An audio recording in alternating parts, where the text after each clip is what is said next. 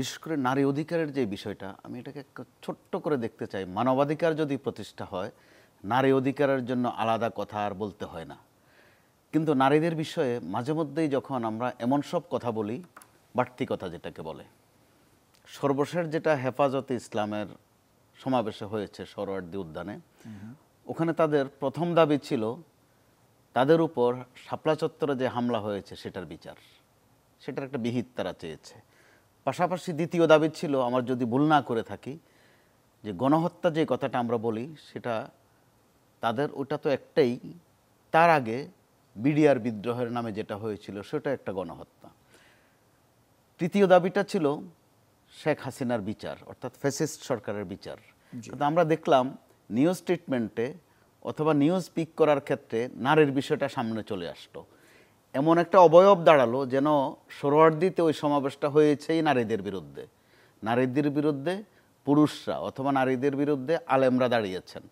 যাবতীয় প্রচার বলেন, অঙ্গভঙ্গি বলেন, বিভিন্ন শব্দ বাছাই করা বলেন, আমাদের আলেমদের কয়েকজনে এমন সব কথা বললেন যে যাবতীয় আবহটা যে একটা নারী বিরোধী সমাবেশ, সেটা আমাদের জন্য অত্যন্ত দুঃখজনক দুদিক থেকেই।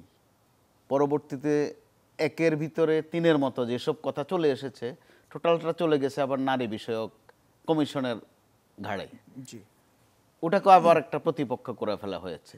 আজ আবার যেটা হলো, প্রায় সম্ভবত 51টি সংগঠন নারীদের জড়ো হয়েছে। তারা যেই কোনো বিবেচনাতেই হোক বা বুঝে শুনেই হোক, তারা কোনো বক্তব্য দেননি গণমাধ্যমের সাথে।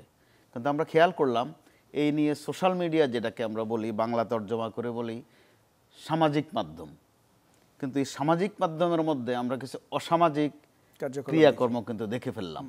আবার ভারতীয় কয়েকটি গণমাধ্যম, যেখানে আমাদের সাংবাদিকরা আমাদের নেত্রীদের কোনো বক্তব্য পাননি বা তারা কোনো বক্তব্য দেননি, ভারতের কয়েকটি গণমাধ্যমে কিন্তু দেখা গেল যে বক্তব্য আসলো।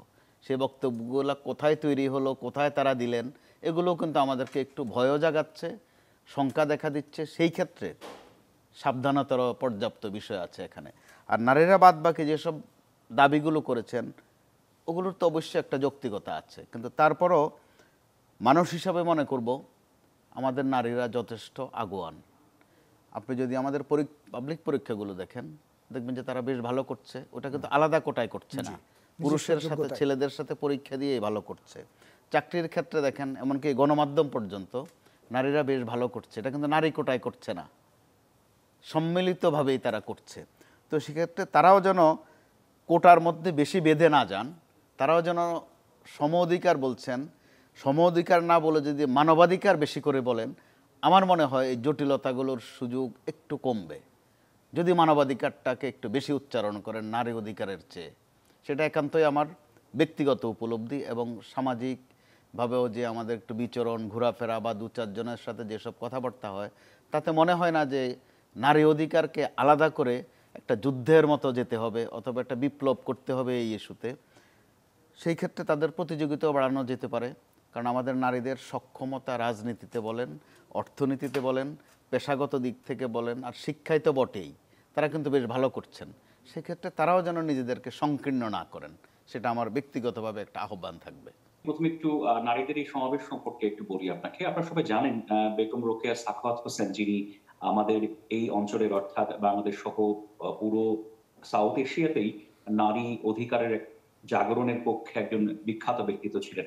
তার একটা চমৎকার আপনার উদাহরণ আছে নারীদের অধিকার নিয়ে। সেটা হচ্ছে এরকম যে তিনি আসলে একটা সমাজে নারী এবং পুরুষকে তুলনা করেছিলেন একটি শকট বা একটা গাড়ির দুটো চাকা হিসেবে আর কি। হ্যাঁ, যে একটা সোসাইটি, ধরেন একটা একটা গরুর গাড়ির দুটো চাকা।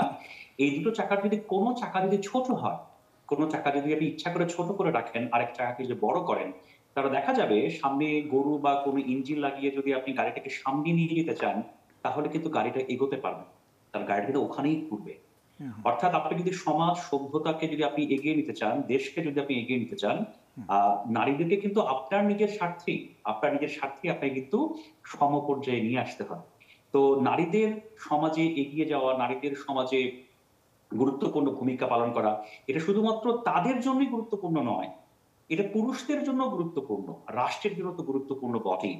তো যে আলোচনা হচ্ছে, প্রতিবাদ হচ্ছে, এই সকল প্রেক্ষাপটে যদি আপনার নারীরা যে সকল আপনার ভীতির শিকার হচ্ছেন, যে ধরনের সমস্যার শিকার হচ্ছেন, পরিবর্তিত পরিস্থিতিতে যে সকল হুমকির সম্মুখীন হচ্ছেন, সেগুলো যদি অবসান ঘটিয়ে নারীদেরকে যদি এই সমাজে আরো আপনার যুক্ত করা যায় চলার পথে, যে ইনক্লুসিভ সোসাইটির কথা আমরা বলছি, সেখানে তাদেরকে একীভূত করা যায়, তাহলে কিন্তু আসলে আমাদের সমাজের অগ্রগতি বা স্বাধীনভাবে দেশের অগ্রগতি হুম। সেটা কিন্তু আরো ত্বরান্বিত হতে পারে। কিন্তু আপনি মিনহাজ, নারীদের মানে এই টাকাটাকে ধর্মীয় ছোট করে ধর্মীয় যে দিলে বিষয়গুলো বলছিলাম মিনহাজ, ধর্মীয়ভাবেও তো আসলে নারীদের যে অধিকারের কথা তারা বলছেন, বিশেষ করে হেফাজতে ইসলাম বলছেন, এবং ধর্মীয়ভাবে যেটি বলা হচ্ছে যে একে অন্যের, নারী পুরুষ একে অন্যের পরিপূরক, তাহলে এই মুখোমুখি অবস্থানে দাঁড় করালো কারা?